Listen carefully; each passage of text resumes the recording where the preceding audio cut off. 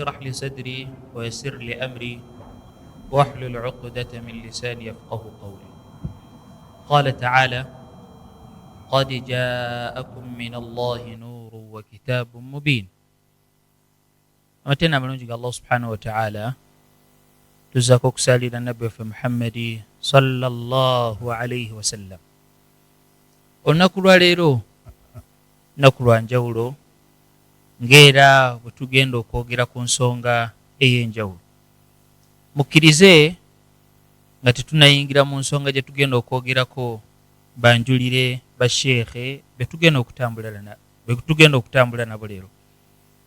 Tuyina anninaanyi Ali Ahmada Zikusooka, amuddiridde Sheikh Abubakari Ali Wambete, amuddiridde Sheikh Ashrafu Matovu Bazanyanengo, amuddiridde Sheikh Abdul Wahid Musoke, asembayo ye Sheikh Usama Mansur Kambali. Abo basheekhe be tugenda okutambula nabo olunaku lwa leero. Nga bwe mbagambye olunaku lwa leero lwa njawulo era nga bwe kiri nti tugenda okwogerako kya njawulo.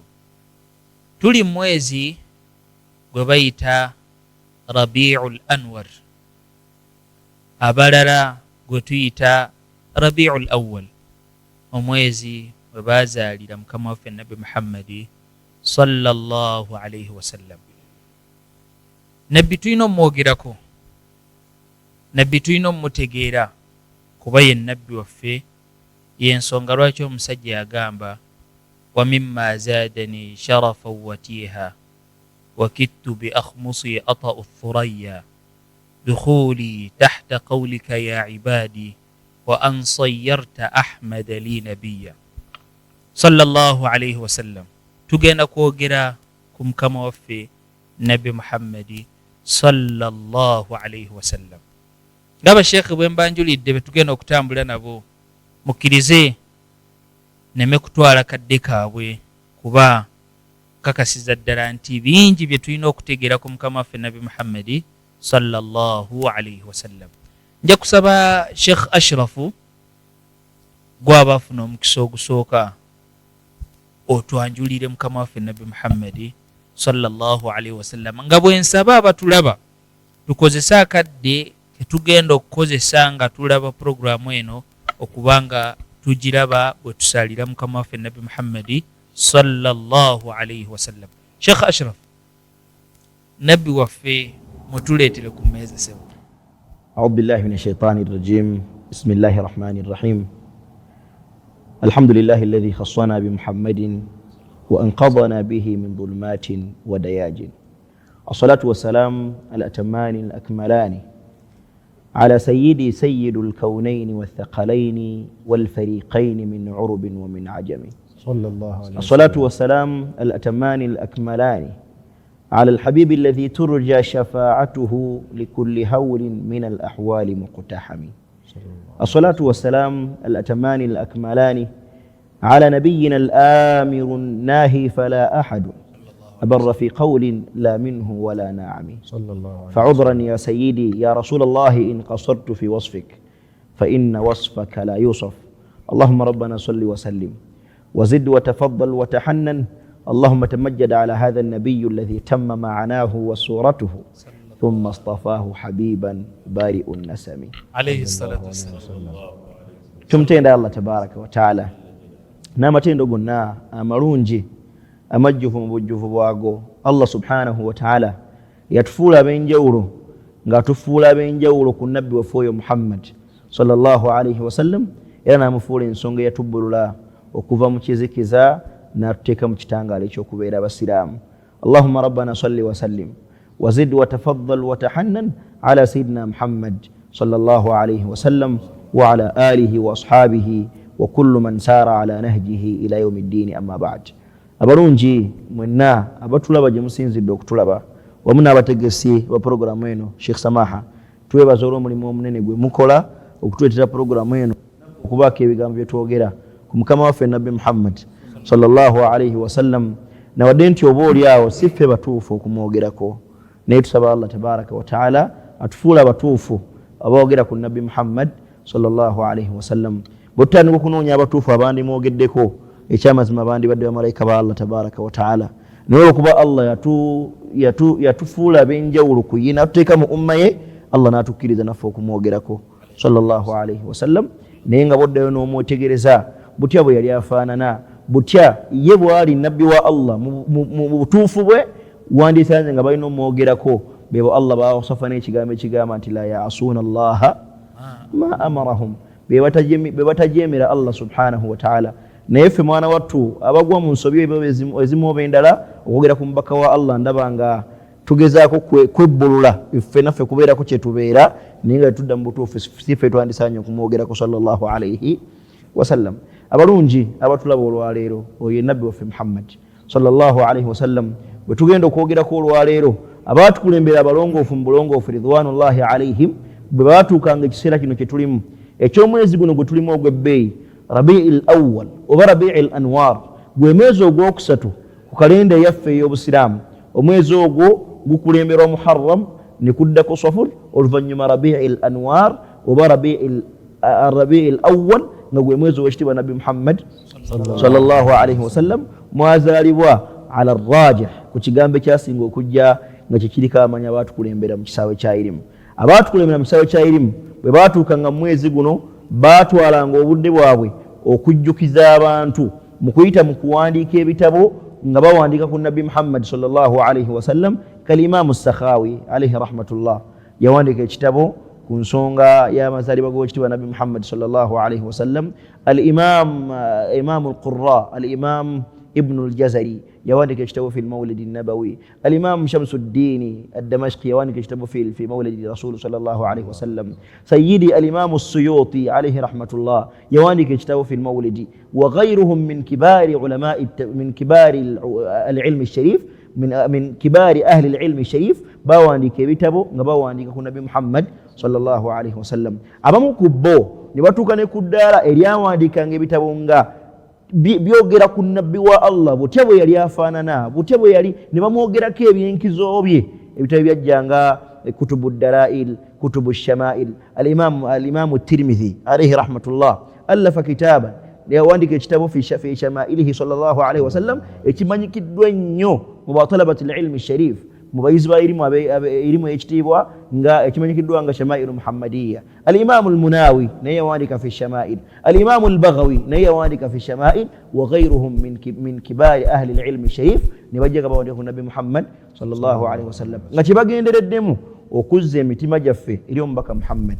sallallahu alaihi wasallam. abaffe tuddeyo twagale nabbi nga bwe tuteekeddwa okumwagala sallallahu alaihi wasallam. Allah bwe yamwogerako mu Qur'ani y'ekitiibwa suratul Ahzab, Allah yagamba nti annabiyyu awla bil mu'minina min anfusihim. abalungi nabbi Muhammad sallallahu alaihi wasallam yakulembera ku mitima gy'abakkiriza n'okusinga bwe bakulembeza emitima gyabwe. ekitegeeza nabbi Muhammad sallallahu alaihi wasallam ahabbana, yatwagala n'okusinga ffe bwe tweyagala sallallahu alaihi wasallam, wakati mu kuba nti yatulabako. okukakasa ebigambo ebyo ojja biraba nnyo mu hadithi ya mama waffe Aisha radiyallahu tabaraka wa taala anha.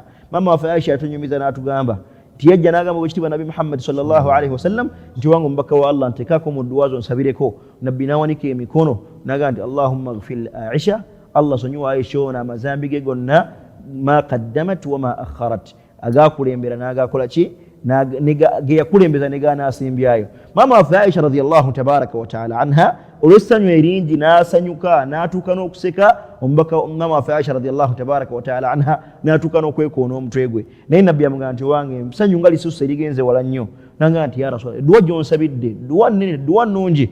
nabbi n'amugamba nti wallahi innaha la da'wati li ummati fi kulli salati, eyo nno edduwa gyensabira abantu ba umma yange mu buli swala yonna. abalungi abatulaba olwaleero, hatha nabiyuna, oyo nabbi waffe omulungi Muhammad sallallahu alaihi wasallam. ekitwakatako ffe ng'abasiraamu ku nabbi waffe Muhammad sallallahu alaihi wasallam, hubbu, kumwagala. tulina kumwagala na kumuteeka mu mbeera omubaka wa Allah mwagawana sallallahu alaihi wasallam, okubanga tava ku nnimi zaffe. abasajja bano abawarabu balina ekigambo kyabwe kigamba nti man ahabba shay'an akthara dhikrahu buli wayagala ekintu akyogerayogerako nnyo ebimu ku biraga nti omubaka wa Allah omwagala kwe kubanga omwogerako nnyo sallallahu alayhi wasallam totyanga kumwogerako Imam Muhammad bin Sa'id al-Busayri alayhi rahmatullah fi burdatihi sharifa mu kitabo kimanyikiddwa nga al-burdatul madih bwe yali amwogerako yatugamba nti wansub ila dhatihi ma shi'ta min sharafi omubaka wa Allah womwogerako sallallahu alayhi wasallam muteekeko buli kitiibwa kyonna kyonna kyowulira kyoyagala kimugwana sallallahu alayhi wasallam wetalina kumuteeka ffe sallallahu alayhi wasallam Imam Muhammad bin Sa'id al-Busiri alayhi rahmatullah mu burda ennungi yatuwulirawo yatugamba nti daa ma daa'atuhu an-nasara fi nabiyyihim wahkum bima shi'ta madhan fihi wahtakimi fa inna fadla rasulillah laysa lahu haddun fayu'rib anhu natiqun bifami daa ma daa'atuhu an-nasara fi nabiyyihim gwe ng'omusiraamu tokolanga bannaffe abatali basiraamu kyebakola ku nabbi waabwe Isa alayhi salatu wassalam bamukolako ki bamusussa obwannabbi ne bamuteeka ku ddaala eryokuba nti Allah subhanahu wa ta'ala wa hadha abath ogwo muzanyo omusiraamu talina kutuuka ku ddaala eryo naye omubaka wa Allah bw'otamufuula nabbi wansub ila qadrihi ma shi'ta min sharafi byonna ebisigadde ebitiibwa bimuwe sallallahu alayhi wasallam bimugwana omubaka Muhammad sallallahu alayhi wasallam tuyina shubha ezimu kuzojjoleta maaso awo Sheikh Samaha inshallah tujogereko ne bamashayikhi wano ekigambo abamu ku bannaffe kyebagamba nabbi wa Allah mumusukkulumya nnyo n'okusinga Allah subhanahu wa ta'ala ekyo tekirina we kiri fi qulubi almuwahhidin aw fi qulubi almuslimina mu mitima gy'abakkiriza bonna jamaa abakkiriza bonna tewayinza kusukkulumya nabbi Muhammad sallallahu alayhi wasallam bal fekyetumanyi mu kisawo kyayirimu ti hubbuna li rasulillahi sallallahu alayhi wasallam hubbuna lillahi tabaraka wa ta'ala fokwagala nabbi Muhammad sallallahu alayhi wasallam ke kabonera akalaga twagala Allah tabaraka wa ta'ala ka hubbina lil ka'bati sharifa ng'omukwano gwe tulina ku Kaaba ekitiibwa buli omuntu ayagala ennyo Kaaba sharifa tekitegeeza nti ayagala Kaaba eyo kugisukkulumya ku Allah tabaraka wa ta'ala abada naye hubbuhu lil Kaaba hubbuhu lillah okwagala Kaaba gumukwano ogwo okubanga Allah yamulagira okwagala ki okwagala Kaaba idhan fa hubbuna li rasulillah fokwagala nabbi waffe Muhammad sallallahu alayhi wasallam hubbuna lillahi tabaraka wa ta'ala okunno mwana wattu kwagala Allah tabaraka wa ta'ala ewataliwo mbeera yonna onakireta insha Allah tujja kukiraga abaddu abatugobererera abatulaba nti okwagala nabbi Muhammad sallallahu alayhi wasallam tetulina kukyawula nakwagala Allah kulaya nti yagala nnyo nabbi yagala nnyo Allah okusinga nabbi la ebyo Allah abiteeka wamu sallallahu alayhi wasallam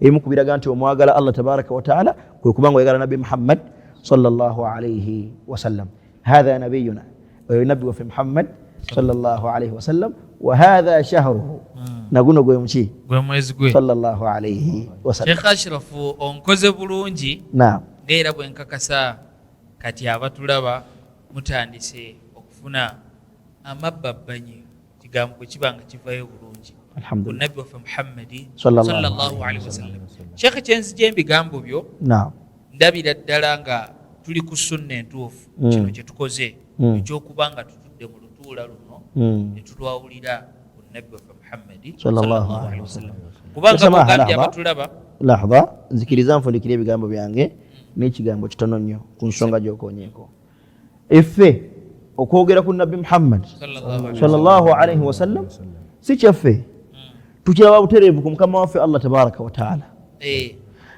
افتح المصحف بكل قرآن يجتيبه في طول القرآن وعرضه مبواب القرآن وبقزبوايو الله يتلاقوك وقال النبي نوكموغركو صلى الله عليه وسلم مبيرات الله يموغركو في القرآن الكريم الله يموغرك يمرون دي انكم بيري ملكاغا موسى مبيري عليه الصلاة والسلام في كم آية؟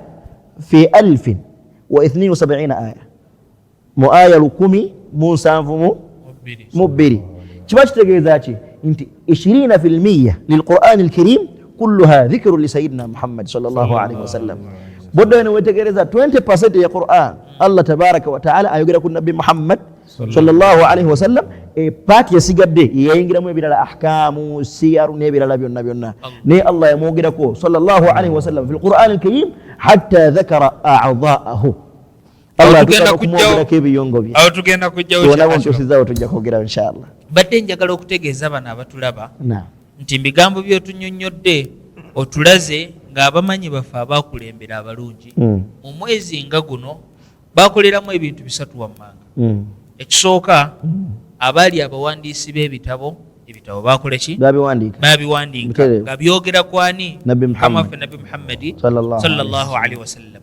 N'abayizi Sheikh Abdul Wahid bw'anaaba atuuse okwogera kyemanyi yajja kiwaako obujulizi. Bwe twasomera e Misiri nga mu mwezi guno abayizi bagukozesa nnyo ne basheekhe baffe nga bagukozesa nnyo okutusomesa ebitabo ebikwatagana ku Mukama waffe Nabbi Muhammadi sallallahu alaihi wasallam. Ekyokusatu, oli abatasobodde kuwandiika kitabo na kusoma bitabo bikwatagana ku Nabbi, ekyokusatu ky'osobola okukola kwe kubanga oyitiriza okwogera ku Mukama waffe Nabbi Muhammadi sallallahu alaihi wasallam mu guno omwezi gwennyini. Qala al-Imam as-Sakhawi alayhi rahmatullah, badde nsaba Sheikh Ashraf ogenda kujja kimanyi ebigambo bingi ku Nabbi Muhammad sallallahu alaihi wasallam nga bwe nkakasaba Sheikh bonna abatudde wano Mukama waffe Nabbi Muhammadi sallallahu alaihi wasallam basalawo okumwogerako tusobola n'okkeesa. Njagala kuyita Sheikh Usama naawe tuleetere Mukama waffe Nabbi Muhammad sallallahu alaihi wasallam kummeeza. Bismillahir Rahmanir Rahim. Alhamdulillahi Rabbil Alamin. Wa sallallahu ala sayyidi wa habibi Muhammadin sallallahu alaihi wasallam. طب القلوب ودوائها وعافية الأبدان وشفائها ونور الأبصار وضيائها وقوت الأرواح وغذائها. اللهم صل وسلم على سيدنا محمد وآله وصحبه أجمعين. أما بعد، هذا نبينا تويبازا أمتيسي تيسي وبروغرامو نتويبازا بشيخ بفي بتولي نبو وناكو الواليرو mu mwezi guno ogw'ekitiibwa, omwezi ogw'enkizo ogusinga emyezi gyonna, kubanga singa si guno omwezi tetwanditegedde emyezi egisigadde. Singa si guno omwezi tetwanditegedde busiraamu. Singa si guno omwezi tetwanditudde wano okugamba la ilaha illa Allah Muhammadur Rasulullah. Omutontomi n'atuuka n'agamba ya Amina bushiraki subhana man a'taki bihamliki bimuhammadin rabbu samahannaki. Najja n'ayogera ebigambo naye ebigambo byo n'agamba wa fi safar sha'a al-khabar ani nabiyi al-muntazar, okutuusa bwe yatuuka n'agamba nti wa fi rabi'i al-awwali wulida an-nabiyyu mukammali ya amina ta'ammali nuru alladhi ahdaki. nga byonna byogera ku mwezi guno ogw'ekitiibwa. Onansonyiwa okusala ekirimi. Yesebo. Akakasembyewo kale katunnyonnyolera abatulaba sebo. Yagamba omutontomi nti wa fi safar sha'a al-khabar ani nabiyi al-muntazar. Amawulire gaasaasaana mu mwezi ogwokubiri ku kalenda y'obusiraamu, omwezi gwa safar. K'oyo nabbi mulindwa eyayogerwako mu bitabo ebyakulembera mu Tawuraati ne mu Injiri. N'agamba wa fi rabi'i al-awwal, bwe twatuuka mu mwezi guno ogwa rabi'u al-anwar wulida an-nabiyyu mukammali, nabbi omujjuvu yazaalibwa mu mwezi guno ogwa rabi'u al-awwal. Ya amina ta'ammali, owange Amina fumiitiriza nuru alladhi ahdaki, ekitangaala Allah kye yakuwa, ng'era Qur'an emwogerako qad ja'akum min Allahi nurun, ekitangaala okuva eri Allah kyabajjira. So omwezi guno mwezi gwa kitiibwa, mwezi gwa nkizo, mwezi mukulu nnyo eri omusiraamu, era omusiraamu yenna alina okugutegeera, kubanga byonna ebimwetoolodde n'ebyo bye yeesiimisa byonna bitandikira mu mwezi guno, omwezi omwazaalibwa ow'ekitiibwa Nabbi Muhammadin sallallahu alaihi wasallama. Ng'otandika okutegeera enkizo n'ekitiibwa eky'omwezi guno, ebigufuula nti gwa kitiibwa si gumu ku myezi egy'emizizo egyayogerwako mu Qur'ani. Minha arbaatun inna iddata shuhuri inda Allahi 12 shahran fi kitabillah. Emyezi giri 12, naye minha arbaatun hurum, mulimu emyezi egy'emizizo. Guno Rabiul Awwal teguliimu, wabula ekigufuula ogw'enkizo gye tuli abasiraamu abagobezza omubaka muhammadin Sallallahu alaihi wasallama kyekigambo ekyo nti wafi rabii lawali wulida nabiyu mukammali, gwe mwezi omubaka sallallahu alaihi wasallama mweyazaalibwa. Sheikhe ogenze nonyonyola mukama waffe nabbi Muhammad sallallahu alaihi wasallama nziriramu baiti eyo wafi rabii lawali wulida nabiyu mukammali. ekyo ekigambo kyenjagala, mukammali. nabbi Muhammad sallallahu alaihi wasallama yazaalibwa nga mujjuvu. Sheikh Ali ano ayinza okunyamba ku Luganda. Ekigambo ekyo abantu bayinza okukiraba ng'ekigambo ekikoonagana nti nabbi yali muntu ate abeera atya nga mujjuvu. Kuba oli bw'agamba nti omuntu mujjuvu kitegeeza byonna ebyobukendeevu bibeera bbali. ekyo ekigambo tukinywezaawo nga kituufu kuba ne nabbi Muhammad sallallahu alaihi wasallam ye kennyini mu hadithi ze entuufu yagamba kamula min arrijali kathir, nti basajja bangi abajja nga baali baki nga bajjuvu. Kitegeeza mukama waffe nabbi Muhammad sallallahu alaihi wasallam bw'abanga yakakasaawo obujjuvu bw'abasajja min baabi awla okubeera nga ate ye mujjuvu mu kifo ekikola ki ekisooka. Sheikh Ali, tuli ku mukama waffe nabbi Muhammad sallallahu alaihi wasallam, tuli ku hadha nabiyuna, oyo yani ye nabbi waffe Muhammad sallallahu alaihi wasallam. bingi bye tuyinza okwogera ku nabbi. Sebo naawe mukama waffe mutuleetere ku mmeeza abantu bongere omutegeera. Alhamdulillah, salatu wassalamu ala rasulillah sallallahu alaihi wasallam wa ala alihi wa sahbihi wa man wala. Sebo mukadde waffe presenter ne bashekhe mwenna, hadha nabi sallallahu alaihi wasallam. Mpuumirwa nga mumwogerako, naye nze mu kusoma kwange ennyo ku nabbi waffe Muhammad sallallahu alaihi wasallam natunuulira nnyo hadithi ya Iyad, hadithi ya Iyad ibn Hammar, nga nabbi Muhammad sallallahu alaihi wasallam afuuka ekisembayo mukama we Allah kyatunuulidde nga kyekigenda okununula be yatunuulira n'abeera nga munyiivu gye bali. Hadithi ya Iyad atugamba nti nabbi waffe Muhammad sallallahu alaihi wasallam mu bigambo bye ne mukama waffe ow'ekitiibwa Allah jalla jalaalu, Allah ganti nabbi sallallahu alaihi wasallam ganti inna Allah, ndi mazima mukama waffe Allah nadhara ila ahli al-ard, etunuulira abantu abali ku nsi ahl bonna, ebitonde byonna, ahli al-ard, abantu majini, ekiyitibwa nti kitwala erinnya ly'okuba nti kitonde. famaqatahum jamia, Allah n'abanyiigira bonna. ya akhi abamanyi oluwarabu almaqt shiddatun min ashiddan fi lghadab, nga obusungu bususse. Tukozesa ebigambo nga ghadiba ne tukozesa ebigambo nga sakhita, naye kasita kijja nga kiri ku maqt, la maqtullah, obusungu bwa Allah buba kiba kisusse.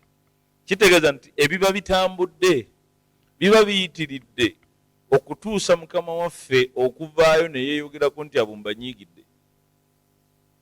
Kati Allah jalla jalaaluhu bwe yatunuulira abantu ebyokunsi ababeera mu nsi muno n'abanyiigira, ekyewuunyisa nti hadha nabiyuna, kyekyewuunyisa yaganti famaqatahum jamia illa baqaya min ahli alkitab, waaliwo egroup ng'ekyali ku nkola y'abannabbi nga nabbi Isa alayhi salatu wassalam, nga bakyatambula bulungi ne nabbi waabwe Isa alayhi salatu wassalam, aga nti illa baqaya, batono nnyo abaali basigadde min ahli lkitab, mu abo be yasindikira ebitabo basigale nga babikola ki, babitambulirako.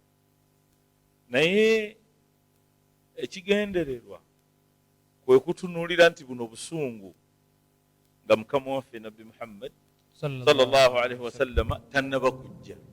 Waliwo obuki? Obusungu. Waliwo obusungu bwa Allah jalla jalaaluhu eri abali ku nsi.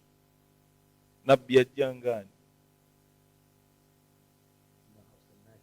Nabbi ajjangaani? Kubanga waliwo obusungu olwedde obutambula. Waliwo obusungu olwedde obukola ki? Obutambula. Ate nga mukama waffe Allah akozesezza maqt. Allah n'atunuulira abantu n'aga nti bano, n'agamba Muhammad sallallahu alaihi wasallam, n'aga nti wa arsaltuka, nenkutuma. Obusungu obwo bukole ki? Buveewo. Mu aya nnyingi ezisomwa bulijjo Allah yagamba nabbi Muhammad sallallahu alaihi wasallam nti wama arsalnaka illa rahma lilalamin. Ensonga yange lwaki nakulonda gwe omujjuvu, gwe Sheikh gwatugambye, gwe Sheikh Ashraf gwatunyonyodde, ensonga lwaki nakulonda illa rahma, obusungu buli bwe nalina nga mpulira nnyinza okubaako kyenkola nenga nti kansooka entumo ekisa kyange. sallallahu alaihi wasallam. Hadha nabiyuna wama arsalnaka illa fahuwa rahma. Njagadde okukozesa hadithi ya Iyadh eyo okukakasa abantu nti ono wanjawulo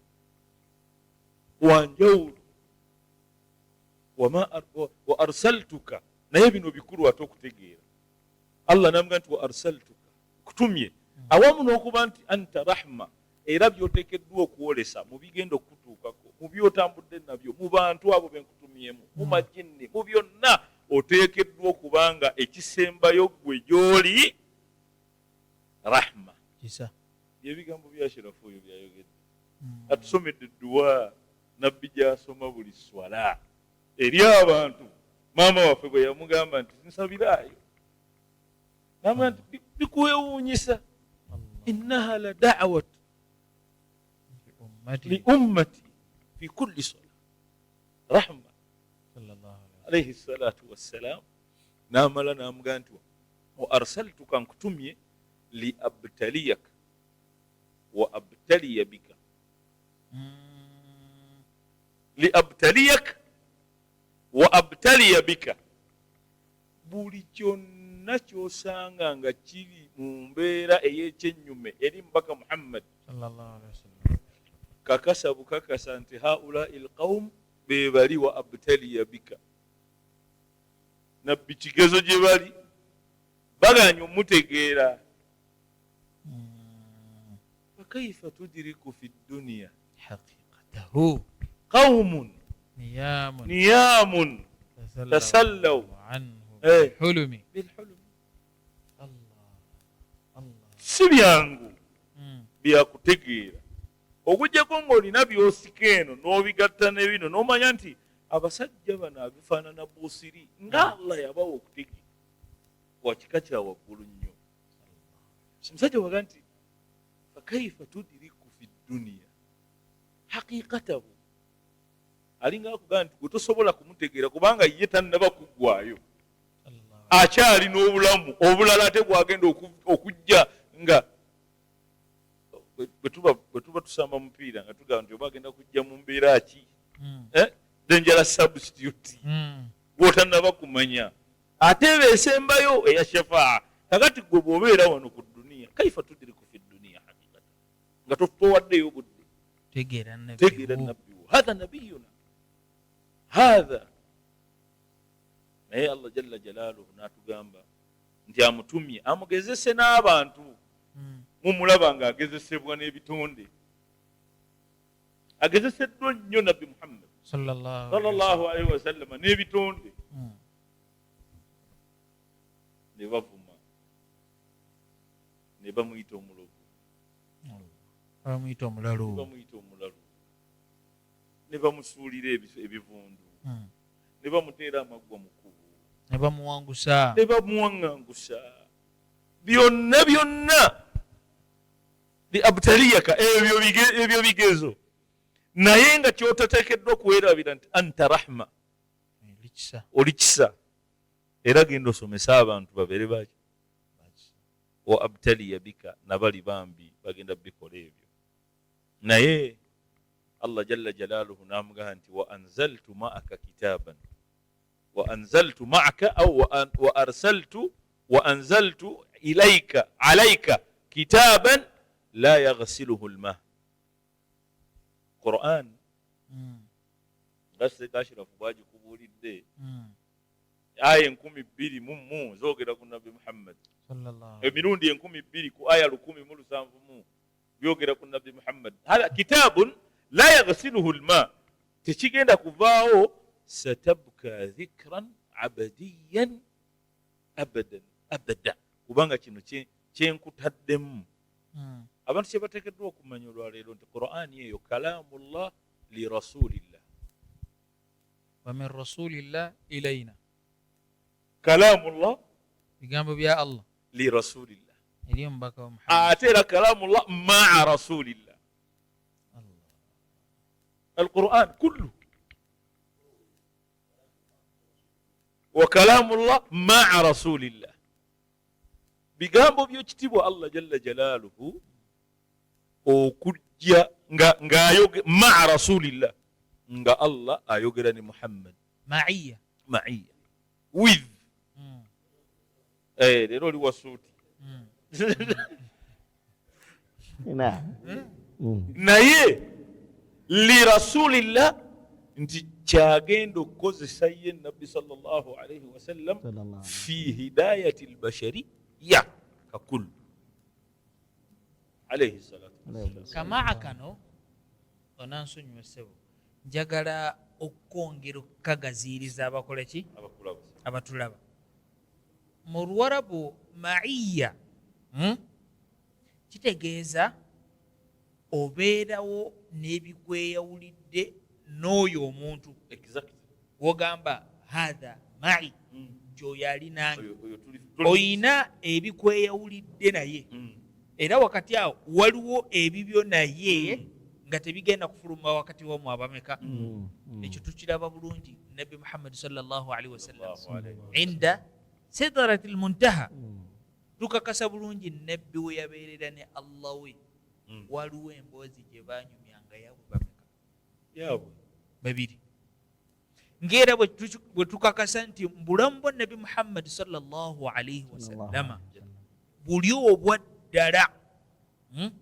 fe tubumanyiiko kiti omusajja omu yagamba ekigambo la ya'rifu qadru nabi illa rabbul ali teri amanyi bukulu wa nabbi okujjakani alayhi salam kino njagadde gaziya bugaziya ma'iyya ya nabbi Allah nabbi omugamba ekigambo ekyo gena maaso Sheikh mu byonna fil Qur'an nga nabbi waffe nga Allah jalla jalaaluhu ayogera na mubaka Muhammad sallallahu alaihi wasallam emboozi nga bwolaba twogera olwaleero wano Sheikh nabbi naabu Allah ng'abuuza nabbi ebibuuzo amubuuza kuba nabbi kubanga seeka Allah jalla jalaaluhu ekifuula ono nabbi waffe ow'ekisa okusomeza edduwa seeka Ashrafu z'ayogera byebino ebigambo ebiri mu Qur'ani Allah byamunnyonnyodde kuba nabbi sallama Allah yamunnyonnyola butya bwe yakwata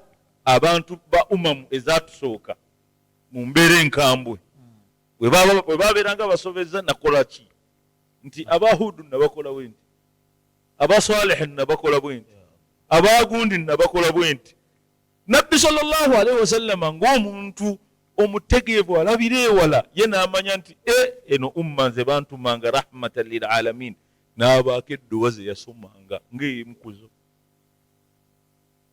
seeka gy'asomye eyemukuzo kubanga nabbi yamanya nti mukama we bw'anyiiga ebidirira si birungi.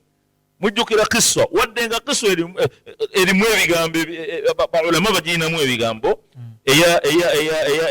eya taifa edduwa gye yasoma allahumma ashku ilaika daafa quwati, ayina bwe yatuuka n'amugaa nti bwe bubanga obusungu bwo tebuli gyendi fala ubaali kuba ye abumanyi abukola ki walidhalik ajja n'atugamba nti bajjamaa ayina we yatuuka ng'ateekeddwa okwewaanamu alina okwewaanamu alayhi salatu wassalaamu ate nga kino kya Mungu n'abatonde be, buli omu ayagala bamuwaane, ne bw'oba weewaanye ku kituufu osigala oli fayini. Nabbi yagaa nti ana a'lamukum billah wa atqaakum lahu, nze mbasinga okutegeera mukama wange Allah era nze mbasinga n'omutya. Olowooza ebyo bivaawa? Kubanga bino ebigambo bya Allah yali ayogeranga ne nabbi direct, n'amulaga ne kyakola ne kyasobola okukola, n'amanya nti mukama wange bw'aba anyiize ebintu si birungi, n'amusaba n'amugaa nti abantu ba umma yange bo nkusaba tobazikirizanga nga bwe wazikiriza umma ezasooka. Haadha nabiyuna, alwo hadithi haadha nabiyuna sallallahu alaihi wasallam. Nabbi era Allah nga waliwo ebyamutuukako n'alaba Allah byakola. Nabbi Isa abantu be, Allah byakola abantu ba Ibrahim. Nabbi ng'akaaba kimu, Allahumma ummati ummati Allahumma ummati. Atulaba nabbi yakuloozaako obulamu bwe bwonna. Sheikh tetusobola kumaliriza kwogera ku ne kati nabbi fi hayati albarzakhiya, nabbi era akola ki? Atulowoozaako kamala ng'era bwe tukakasa mukama waffe nabbi Muhammad sallallahu alaihi wasallam bw'agenda otulowoozaako ennyo ku lunaku lwaki Allah okutuusa omugamba inna sanurdika fi ummatika wala nasuuka, tugenda kusiimira ekibiina kyo. Ffe tuli basiimu, Allah yatusiima kyanjawulo kubanga tuli ba kibiina kya nabbi Muhammadi sallallahu alaihi wasallam. Allah n'amugamba nti tugenda kukunakuwaza, ndabira ddala tekigwana okubanga tutegeera haadha nabiyuna, oyani ye nabbi waffe Muhammadi sallallahu alaihi wasallam. Sheikh Ali onkoze bulungi.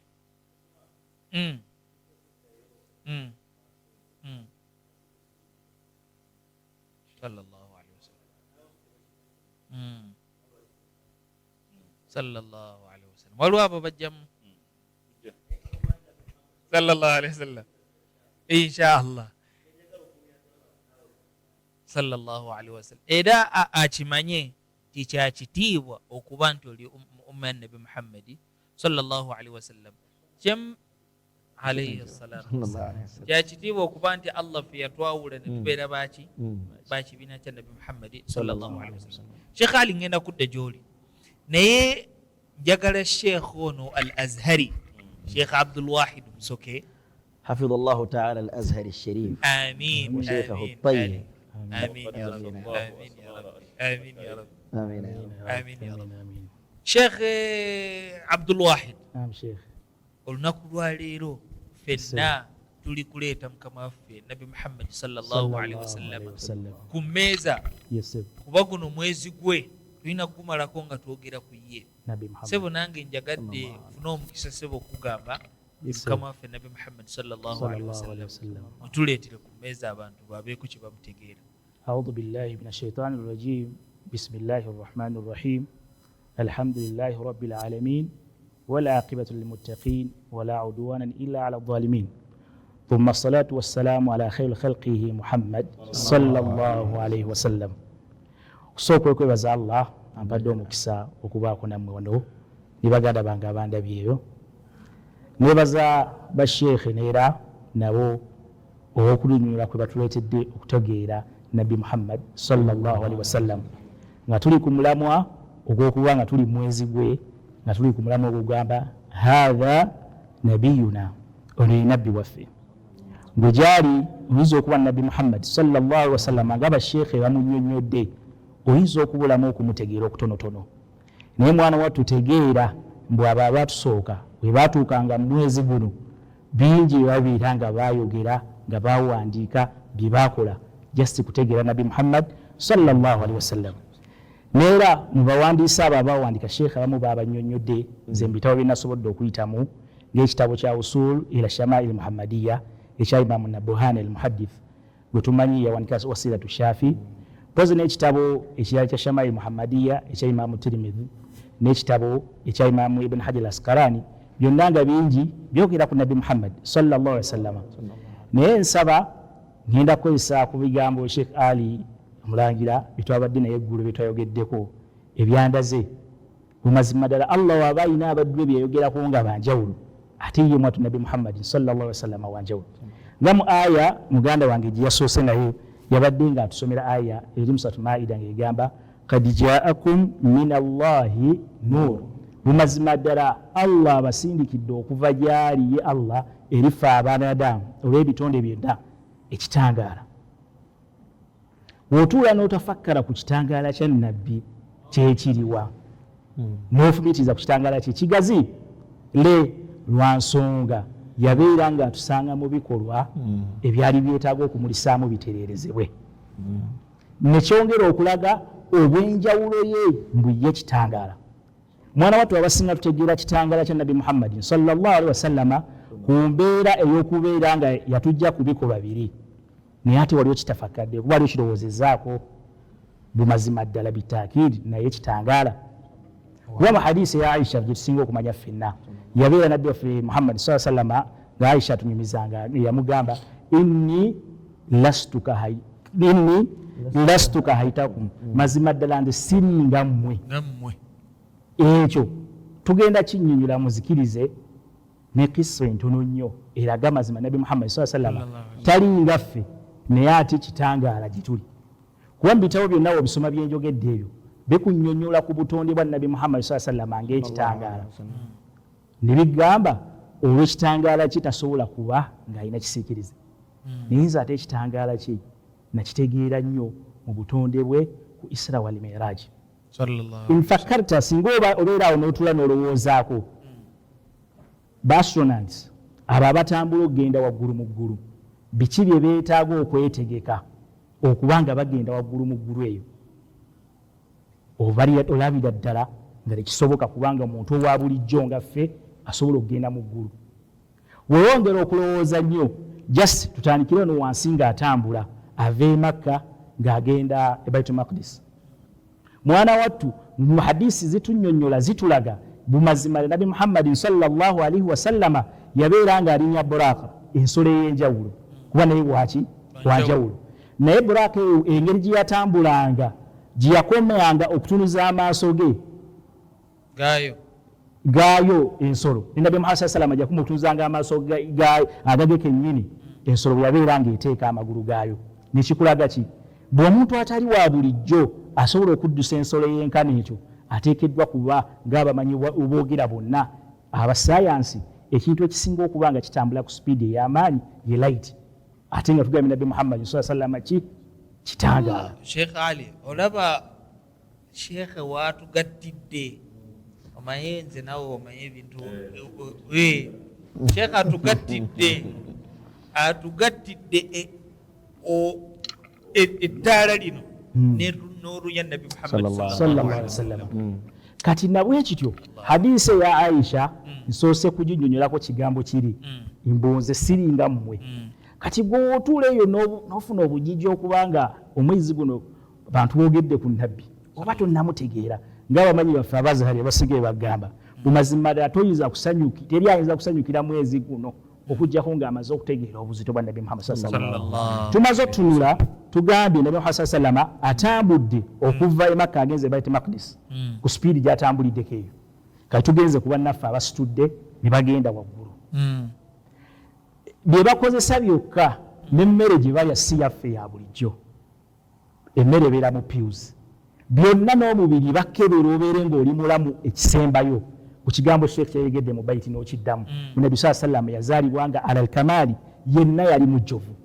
Kitegeeza ye mu kutambulako okuva wansi wano okudda eri waggulu mu ggulu erisooka ti paka yasembera okusinkana Allah tiyali wa bulijjo, kuba tiyatambula nga ntambula yaffe aba bulijjo ebakola ki bwe batambula. Ku hadisi ya Aisha eri tulabanga Nabi Muhammad sallam tali nga ffe aba bulijjo. Mwana wattu bw'oyongera maaso n'okirowoozaako mu hadisi ezitunnyonnyola bwe tuba tubikudde ku bitabo, bagamba okuva kuno ku nsi okudda ku ggulu erisooka waliwo emyaka 5. Kati omuntu waba asazeewo atambule okuva wano agende ku ggulu erisooka emyaka ebyo 5, byetaaga bye bingi. Naye ye ku bwenjawulo wa Nabi Muhammad sallallahu alaihi wasallam yali tabyetaaga kuba ye kitangaala. Kitegeeza obwekitangaala bwe kyalina ekyo kitafuna naki siikirize. Bw'obwenjawulo bwe twetaaga ddo okutegeera okutambula wano. Lwaki? Kubalaba aya gyensembyayo ng'ennyonnyolawo kigambo ky'oyogedde. Nabi sallam yatuuka ku Sidratul Muntaha, Jibriilu n'amuleka, ye n'asigala mu maaso ng'akoze eki?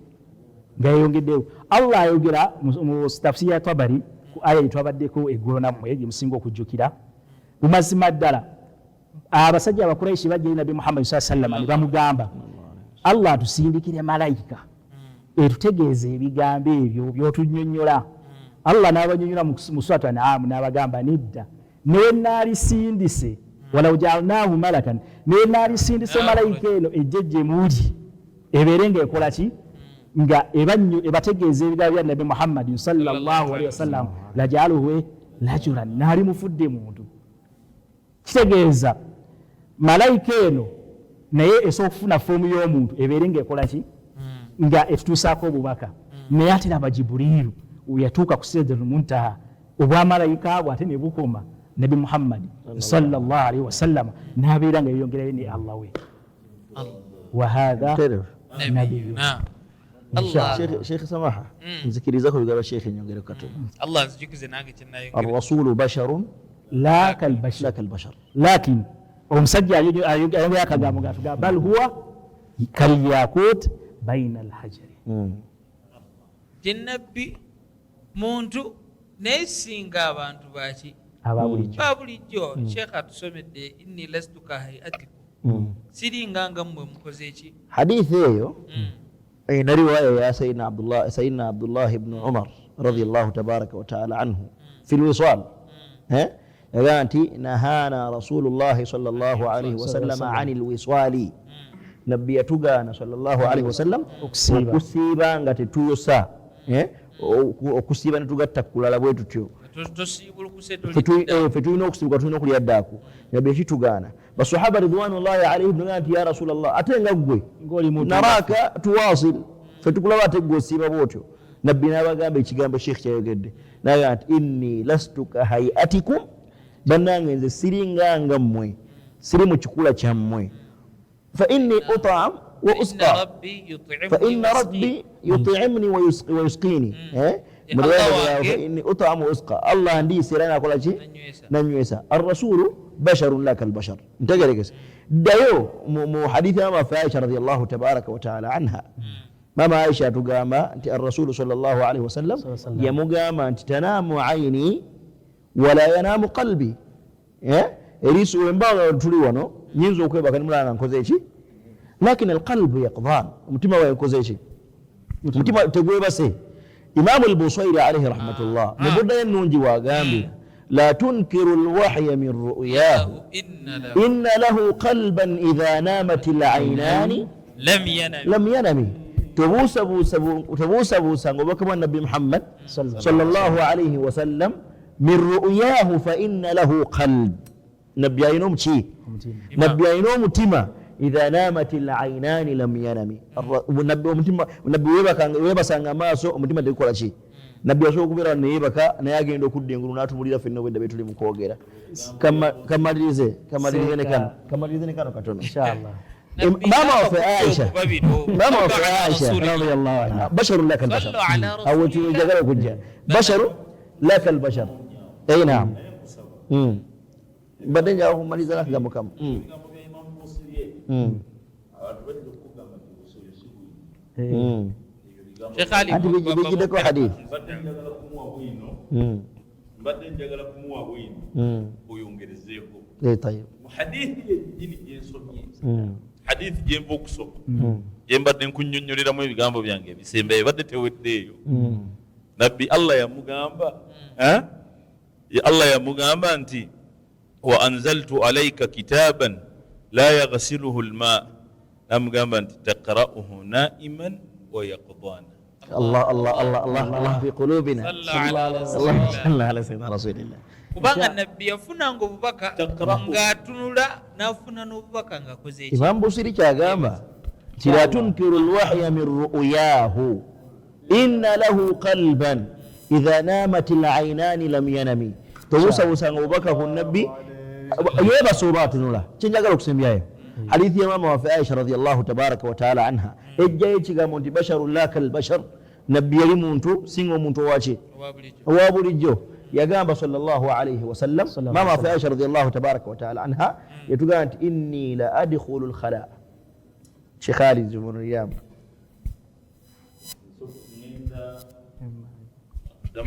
inni la adkhulu lkhala ngenda emanju ba'da rasulillahi sallallahu alayhi wasallam nga mukama wange nabbi waffe Muhammad sallallahu alayhi wasallama avuddeyo walam ajid illa rihu lmisk sirina kyensangayo okuggyako kalifuuwa wano waliwo omuntu ayinza okuyingira emanju nga munne avuddeyo namutenda bwatyo oyo omuntu nga gwe ate no gattako kino edda tewaliyo toyiza flash ati waliwo flash nga abakulu ne bagenda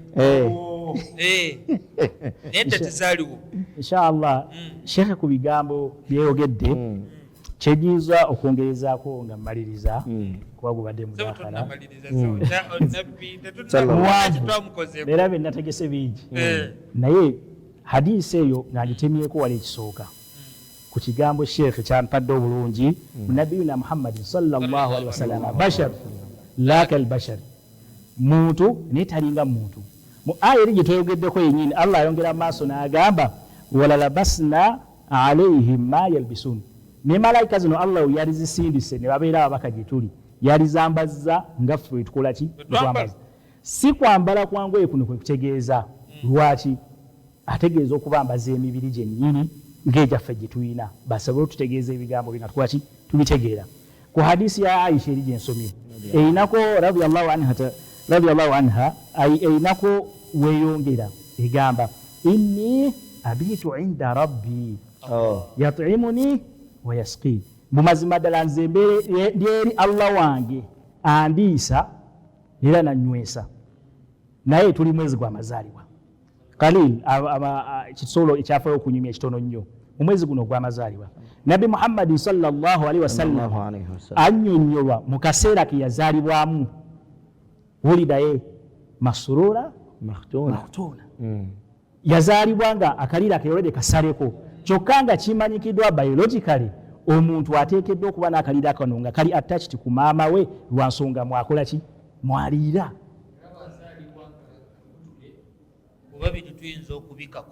wekiri naye allah subhanahu wataala ku hadisi eno ya aisha nga twongera oginnyonnyola n'okuyinyonnyoza ebigambo ayiri gye twogedde waggulu egamba twali bambaziza emibiri allah yayambaza nabi saa sallama omubiri guno tutegeere ebigambo bye nga omuntu munnaffe wanaabitugamba naye ate ye basharu laka albashar kuba ozaalibwa otya ng'akaliira tekakawufu ku maamawo naye lwaki innahu lanur lwansonga yekitangaala wahatha nabiyuna nina obugambo bubiri bwenjogera ku nsonga eyo ku sheekhe kyasembezaayo omutontomi yagamba nti wulida nabiyu maktunan nabbi yazaalibwa mutayirire mukahalan wa madhunan nga bikuhli linayati allahu akbar salla ala rasulillah naye nga tuddeyo ku kigambo nti basharun la kalbashar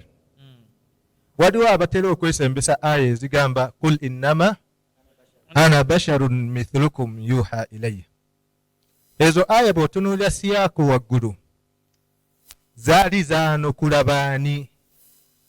zaali zaanukula abaali bamuwakanya bamuanidin walkuffar nga balina bye basaba nti Allah ne bamugamba nabbi lan nu'mina laka hatta tafjura lana min al-ardi yanbu'a au yakuna ne basaba ebintu bingi bingi ng'abaakulembera bye basaba naye Allah singa yabibawa yandibadde abazikiriza lwaki abawadde obujulizi ne baba nga tebalina hujja ng'agenda kukola kubazikiriza naye kubanga nabbi sallallahu alaihi wasallam rahmatan lil alamin Allah teyabaanukula wabula yabagamba bagambe innama ana bashar.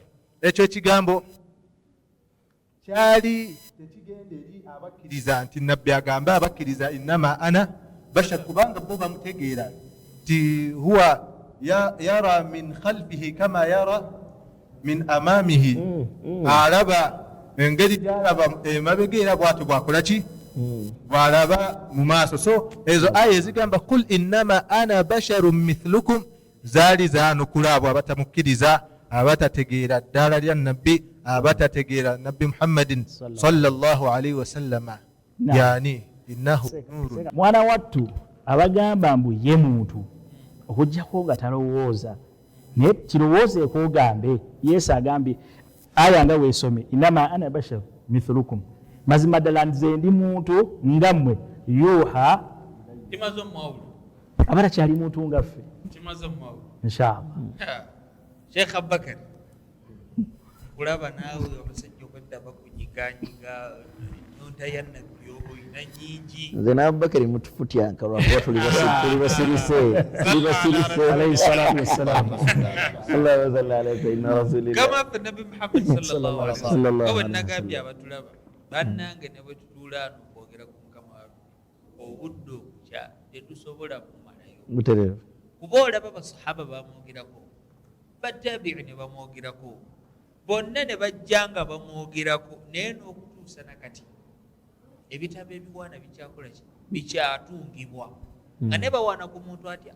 Sheikh waffe Dr. Arif Juma yawandiika ekitabo mulembe guno arifu nabiyak sallallahu alaihi wasallam. Sheikh Abubakar kuba nze njagadde n'okugattiriza ku kigambo ky'ennuuru kasaidi zaffe ze batugamba anta nuuru anta shamsu anta badiru anta nuru fawqa nuri. ekyo ekigambo omulundi ogujja Allah anta iksiru wa ghali. bw'anaaba atuwadde obulamu tujja kunnyonnyola lwaki bagamba nti nabbi ali waggulu waki wakitanga. Sheikh Abubakar sebo naawe nabbi mutuleetere ku mmeeza sebo sallallahu alaihi wasallam. Naam, alhamdulillah wa salatu wa salamu ala rasulillah sallallahu alaihi wasallam. Kiriza sebo sokse ebigambo byange n'okwebaza Allah subhanahu wa ta'ala jalla jalaaluhu atusobozesezza okutuula wano ku lusozi ku ntikko ku lutikko kasozi Kibuli. Ennaku z'omwezi olwaleero abasinga okuzitegeera tuli mu Rabiul Anwar, mu mwezi omwazaalibwa ow'ekitiibwa nabbi Muhammad sallallahu alaihi wasallam. Rabiul Anwari omwezi guno abantu bongere okukitegeera omwezi ow'ekitiibwa nabbi Muhammad sallallahu alaihi wasallam we yazaalibwamu. Kkiriza ebigambo byange nkwebaze okutuwa akakisa kano akatuulako wano olunaku lwaleero. Ffe baani Allah subhanahu wa ta'ala balonze kubeera nti twogera ku kyebbeeyi ow'ekitiibwa nabbi Muhammad sallallahu alaihi wasallam. Yagamba Allah subhanahu wa ta'ala yagamba nti qul bifadlillah, yagamba bagambe owange gwe nabbi Muhammad sallallahu alaihi wasallam bategeeza abaddu bange nti bifadlillah ku lw'ebirungi Allah subhanahu wa ta'ala byabawadde, wa birahmatihi n'olw'ekisa kye nga Sheikh Ali we yannyonnyodde bigambo bye byakulembedde. yagamba nti fabidhalika falyafrahu, mbakkiriza basanyuke. Sayyidina Abdullahi ibn Abbas radiyallahu ta'ala anhu abaatukulembera mu kuvunula Qur'ani ey'ekitiibwa yatunnyonnyola rahma ya Allah gye yali ategeeza mu aya nga ye nabbi waffe Muhammad sallallahu alaihi wasallam. Ne bamubuuza lwaki ovunulawo otyo, yagamba nti Allah yennyini yakyekakasiza mu Qur'ani n'agamba nti wama arsalnaka illa rahmatan lilalamin, sitwakutuma gwe Muhammad sallallahu alaihi wasallam okujjako ng'oli kyakusaasira eri ebitonde byonna. Kifaananyi kyenjagala okukusiigira nti abaategeera nabbi Muhammad sallallahu alaihi wasallama ne rahma ye bakadde baffe abaatukulembera mu busiraamu buno, kuba obusiraamu bwajja butambula nga daawa yeeyongerayo okuva nabbi sallallahu alaihi wasallama we yali nebuna, kubanga Allah yamutuma ila nnansi kaffa, eri abantu bonna, insuhum wa jinnuhum. Siwe kivunulwa mu maaso awo Sheikh Ashraf kyagambye okunnyonnyola abantu, okubannyonnyola ekiyitibwa umma ya nabbi Muhammad sallallahu alaihi wasallama, bino byonna mwe biyingira. Naye abaatukulembera we baatuukanga mu mwezi guno baakolanga ki? Baawandiika ebitabo ng'abawalimu bwe batugambye. Naye wano ewaffe e Uganda abasajja baakuŋŋaananga n'abakyala n'abaana baabwe bajje basomere abantu ebyafaayo bya nabbi Muhammad. Ebyo nno we bivuddewo abantu we babitandise irimu okubuulirira abantu irimu efutyanko ebintu ebyo ne babijjayo, kireetedde rahma ya Allah subhanahu wa ta'ala okukendeera mu nsi. Kyova olabanga abantu tebakyalina kusaasirigana wakati waabwe. Owekitiibwa nabbi Muhammad sallallahu alaihi wasallama ne basahaba be yawangaalanga, baayagalananga nnyo, n'atuuka obbagamba nti man maata, oyo yenna afa mu mmwe n'aleka abagenda okumusikira, n'agamba nti falyarithuhu asabatuhu, nzikiriza abantu be bamusikire, basikire emaali ye, basikire buli kimu. Naye yagamba nti waman maata, yenna anaafa mu mmwe walahu daini, ng'alina ebbanja, n'agamba nti fa ilayya, eri ebbanja mulindekere nze nabbi Muhammad, mulindekere sallallahu alaihi wasallam, nze nja okukola ekikolwa ekyo. Essaawa zino fe abaani abalina ekikolwa ekifaanaganako wekityo kiweddewo mu bantu rahma. Abantu tebakyalina rahma eri bannaabwe. Nabbi sallallahu alaihi wasallam yalina omukwano, yalina oluganda lwe yazimba mu basahaba be olw'enjawulo ye gye yalina mu bantu okutwaliza awamu. Tunuulira buli kifo kyonna ebyafaayo bitugamba, hatta abaaliwo ng'azaalibwa baafuna emikisa gye. hadara ummahu lailata maulidihi Asiya, atuuka nabbi saa sallam okuzaalibwa, ekiro kye yazaalibwamu mu mwezi guno ekya Rabiul Awwal. Hadara ummahu, Allah atuuka okusindika delegation ejja ebeerewo nga omutume alaihi salatu wassalamu ayingira ensi. Ani yaliwo? Asiya, yali mukyala wa Firawuni. Oyo omukyala Allah yamwogerako ekigambo mu Qur'ani, n'agamba nti wadaraba Allahu mathala lilladhina amanu mura'ata Firawuni. Kulwaki atuuka okulondayo ekitonde ekikyala kijje kibugirize bano abatera okutambulako ne mukama waffe Super Supreme Mufti wa Uganda, batambula naye agamba nti atambudde ne delegation. Ogenda olaba nga bonna abagirimu basajja ba allama,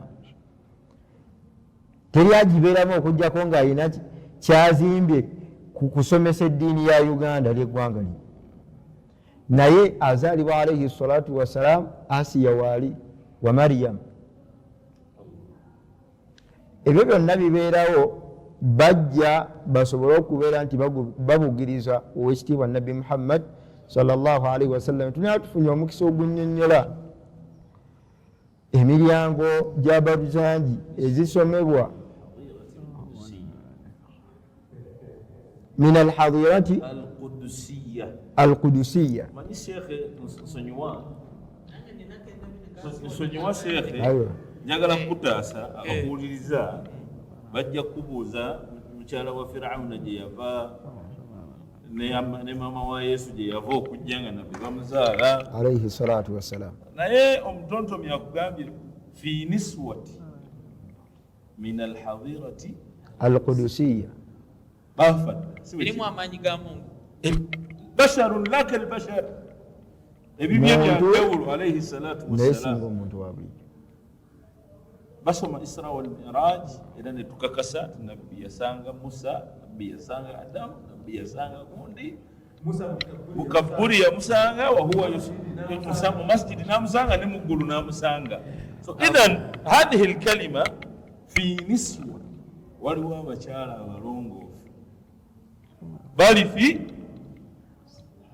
mungu abasindisi bajje babeerewo. babeerewo Imam Abu Qasim al-Barzanji alayhi rahmatullah ku hadithi eno yenyini Sheikh Jabir gundi gyaleese omulyango ogwo ensonga y'okuzaalibwa kwa Nabi Muhammad sallallahu alaihi wasallam. Al-Imam Abu Qasim al-Barzanji alayhi rahmatullah yawandiika ekitabo ekyo yakikolera sharuhu n'akinnyonnyola.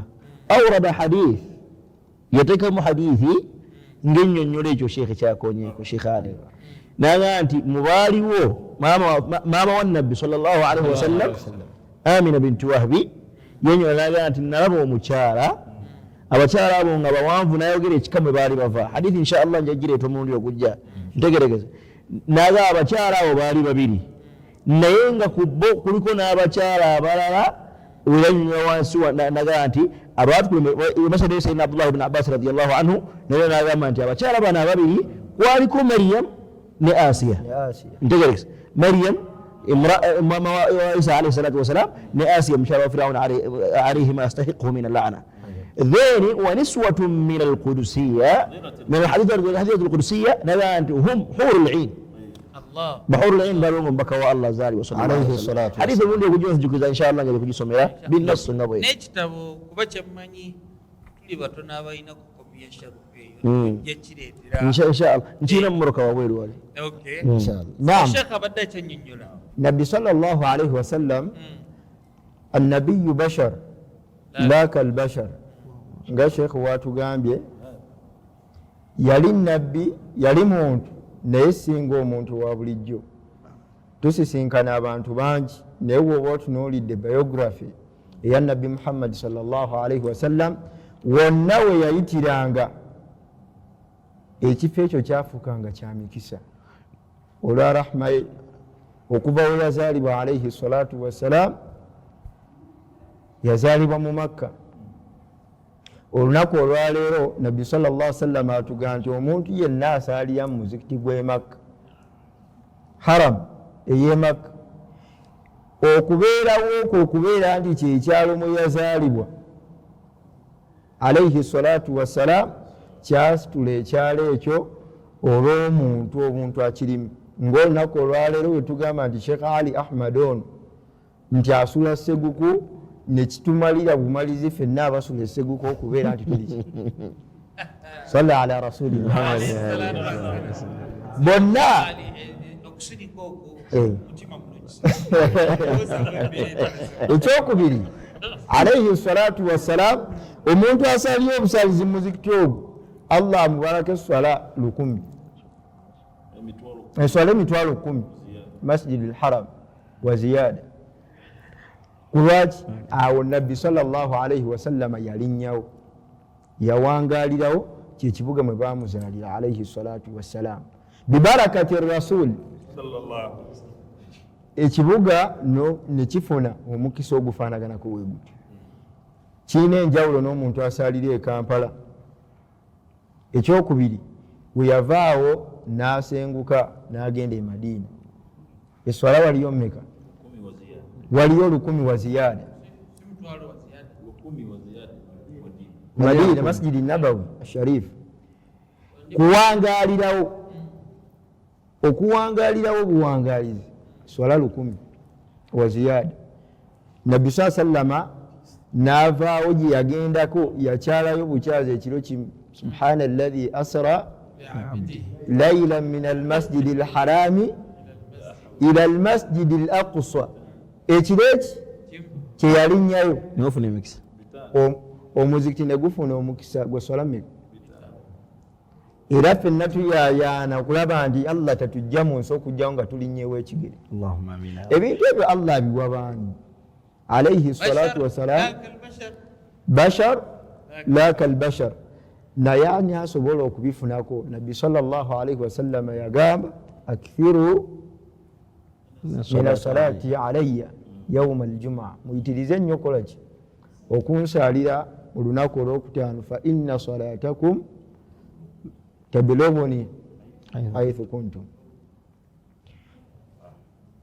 asaalira nabbi sallallahu alaihi wasallam ayitiriza okumusaalira tuyitirize nnyo okumusaalira olunaku lwokutaano kubanga eswala zaffe zikolaki Sheikh Ashraf ono tunaaba tumukutte bulungi ajja tuleetera hadithi ina hadithi gyatera okutusomera ennyumira njerabidde amakulu gaayo naye mumakulu gaayo amatini gaayo naye amakulu gagamba ti nabbi sallallahu alaihi wasallama yahdhur fi kulli majlisin yusalla alaihi nkwate bulungi era tujja mukukwata bulungi mukama wange nabbi saa sallama okubaawo kwe mu kifo bakadde baffe bwe babitegeera bakolanga batya bwe batuukanga mu mwezi guno bakyazanga omubaka muhammadi nayaga nti mawuledi eri wange mawuledi eri masaka mawuledi eri kibuli mawuledi eri jindi n'ebifo ebifaanaganako wetyo basobole okufuna ku barakati nabiyi sallallahu alaihi wasallam nokwongerako akatono ku kigambo kya sheekhi bakadde baffe abo allah basiime bo ekigambo mawulidi annabawi sharif kyekyabajjangayo essanyu lyabwe lyonna yensonga lwaki oli newe yabeeranga n'aqiika yagamba ntulina aqiika ya mawulidi y'omwana wa sheekh ali oli newe yabeeranga nakuggulawo ennyumba ye yagamba ntulina aqiika y'ennyumba ya samaha tulina mawulidi y'okuyingira ennyumba ya samaha tulina mawulidi y'embaga ya usama okitegedde okubajjayo emikolo gyabwe gyonna egyessanyu kukijjayo essanyu lyabwe lazim okubajjukiza omubaka wa allah muhammad sallallahu alaihi wasallam ng'ajja gye bali kuba rahma lilalamin ekyo singa tunakifuna tujja kuddayo ku baraka sheikh ali zayogedde netuddamu netuyitiriza emikolo egyo n'okusala nabi muhammad sallallahu alaihi wasallam olwaleero bino wetulimu ekonomi n'ebifaanaganako allah ajja bitugirawo barakallahu kituufu bamaama baffe bajjajjaffe bafumba kukalira mutono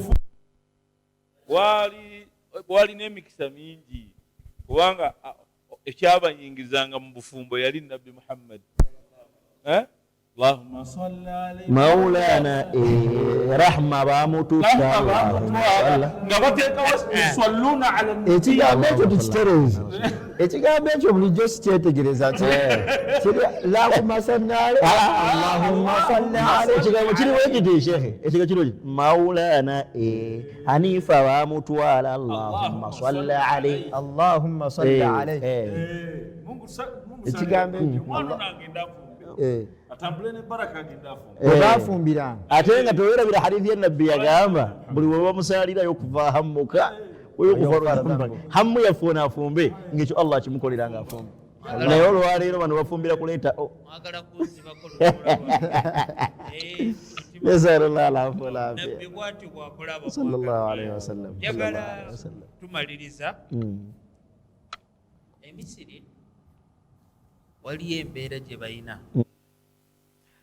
omugagga akaluubirizibwa okutwala ekirabo kyoyo gwalaba nti akola ki amusinga naye balina ekigambo kyeboogera wannabi iqbil hadiyati oli bwamuwa bwannaga nga alaba nga amukaluubiriza amulira namugamba we kulwa nabbi ekirabo kyange kikole ki kikkirize era oli la yataraddad tazzaawo kigambo oba ondayiridde ku lwa nabbi byenalaba emisiri nze sheekhe tumaliriza ekika zaffe salla ala rasulillah hatha nabiyuna oyo yani ye nabbi sheekhe usama oli njagala mumuwadde kika yaba addirira agenda okusembayo okwogera tumalirize olwo obwedda alina obumusiiwa obwankuba akaaso bwankuba akaama sebo maliriza mu dakiika yamusebo.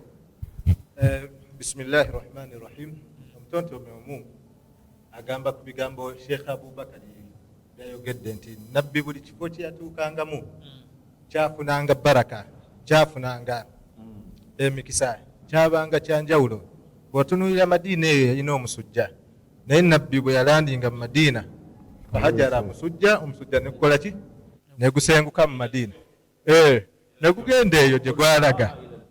omutontomi n'agamba obugambo buno, n'agamba ya akrama alkhalqi jina yauma dhikiraka. ya akrama alkhalqi jina yauma dhikiraka walqalbu bilhubbi walikhlasi najaka. okwagala kwaffe okuva mu mitima egyaddala egitaliimu bulimba nga tukoola. nahwa min alhawa nahwa madinataka zaharau yadfauna. twegomba okutuuka mu kibuga kyo ekijjudde ekinakanikana ebimuli. yadfauna tusindiikirizibwa wajdun wa shauqun wa tahnaanun liruyaka. tumisinga bakuyita kuyonka kuwanka nyota okubeera nga kubanga tukulabako. agamba kana smuha yathriban min qabli hijratikum fa asbahat taybatan min ba'di luqyaka. Allah salla ala rasulillah. okutuukaakwe Muhammad mu kibuga ekyo kwafuuka ensonga y'okukyusa erinnya lyakyo nti bwe wali tonnajja wano waayitangawo yathiriba. kigambo ekyo yathiriba balabika abazungu awo webajja ne bakyusa ebintu byaffe ne bagituuma leekiki Victoria, ne babituumatuuma bwe bityo, kubanga nabbi bwe yatuuka e Madiina waali wayitibwa Yathrib ne bakyusaawo erinnya ne batuuma Madinatu Rasulillah. taibatan agamba kanat kasairi buldani duna. yalinga ebifo ebirala nga Kampala yaffe. agamba fagadat min ba'di hijratikum tuzha bidunyaka قد أصبحت حرما لما سكنت بها وروضة من جنان الخلد تهواك تعطرت أرضها لما خطوت بها وصار مسكا تراها عند مثواك.